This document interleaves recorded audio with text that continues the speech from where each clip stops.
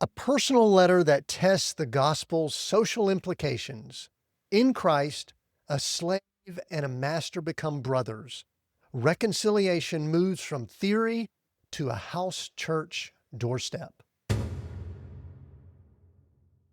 This is Seek, Go, Create. You are listening to Read the New Testament in 90 days. 27 books in order, in context. We're walking through the New Testament the way it was written so you can hear it the way the first churches did. We are getting it in context and having fun doing it. Make sure you get our resources at k2m.foundation/NT90. There's a downloadable reading plan and a lot of other good stuff there. So go check that out. k2m.foundation/NT90. Today's stop is Philemon. We sort of referenced it in Colossians, the last episode. This is the shortest of Paul's letters. I think they sort of relate a little bit. Seems as if it may have been written around the same time. And it's interesting, it's one of the most revolutionary because of the message that it carries. And we'll talk more about that here. Some key facts. This is Paul with Timothy. We believe Timothy was with him. This was when Paul was in prison in Rome. This was written in AD 60. So this is about the third letter, I believe, if I'm counting correctly, that was written in 60 AD.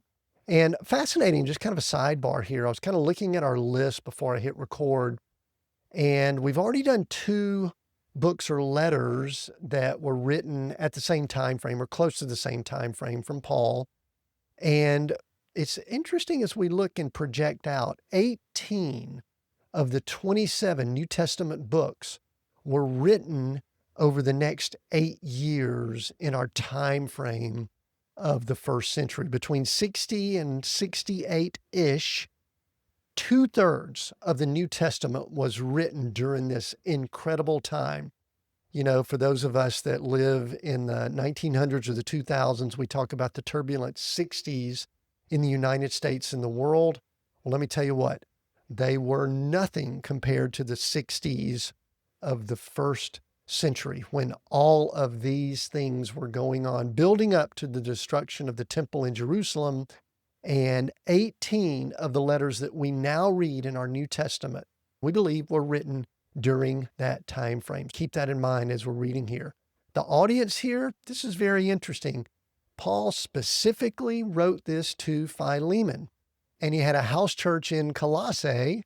And I'm sure that the others in the church listened in on this letter, especially after it was possibly read privately. I tried to imagine this, and we'll talk more about the setting in just a moment. But anyway, again, we're trying to put ourselves in the audience of the context of these letters and these epistles. So keep that in mind here.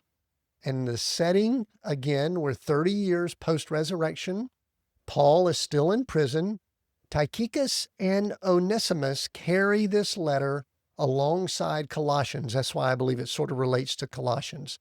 They were carrying both of these. So it had the letter to the Colossians in this bundle that they were carrying.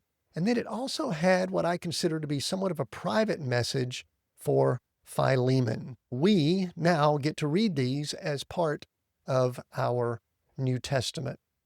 In Rome, let's set the stage here, historical context. In Rome, Nero is still on the throne. Paul is under house arrest, as we've said. In Jerusalem, the temple is still intact. Daily sacrifices are going on. It's 10 years before the destruction. Philemon, let's give a little background here. He is a wealthy believer in Colossae.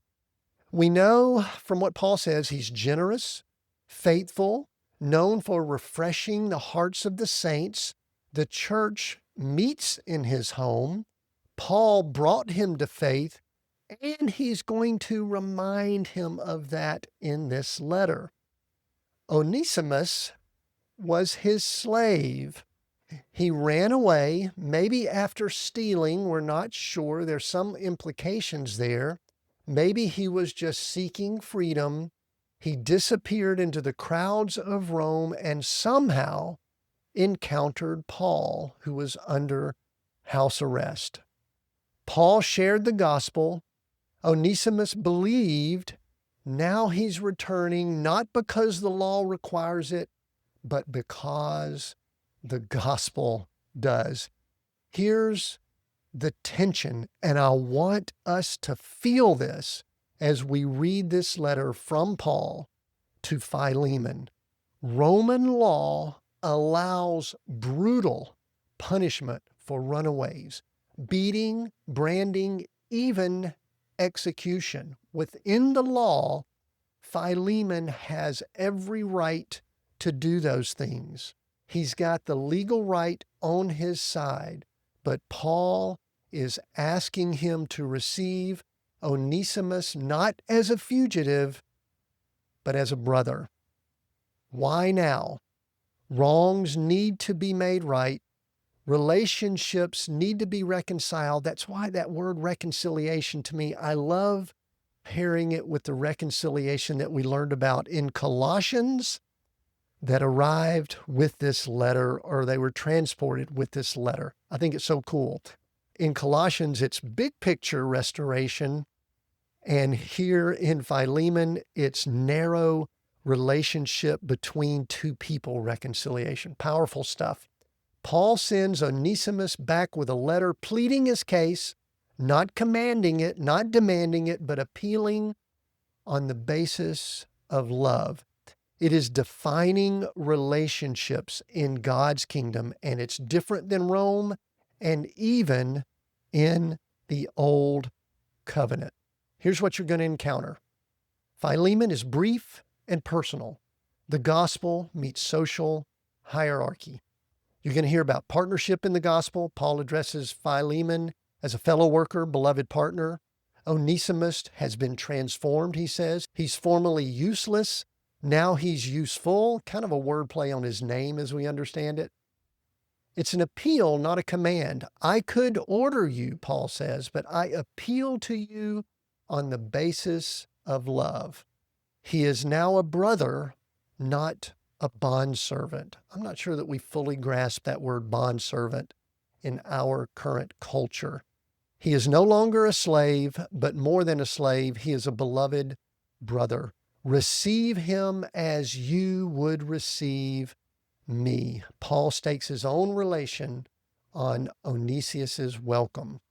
The categories haven't legally changed, but in Christ, something deeper has: brotherhood. All right, so here's what you're going to do. This is a short letter, but read it in that context. Read it in one setting and consider that personal relationship restoration that Paul is attempting to get across in this. Powerful stuff. What's next?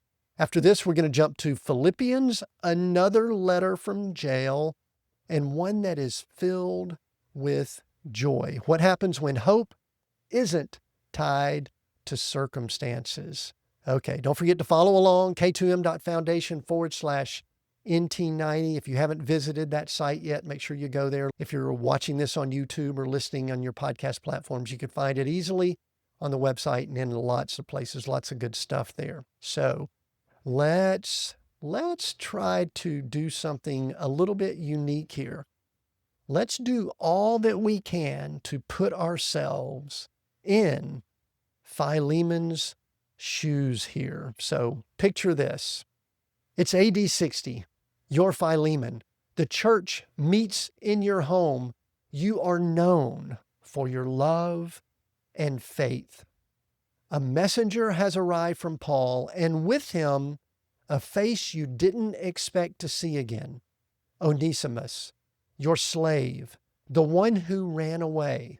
Under Roman law, you have every right to punish him. But in his hand is a letter from Paul, and Paul is asking you to receive him, not as a fugitive, but as a brother. Now, let's read.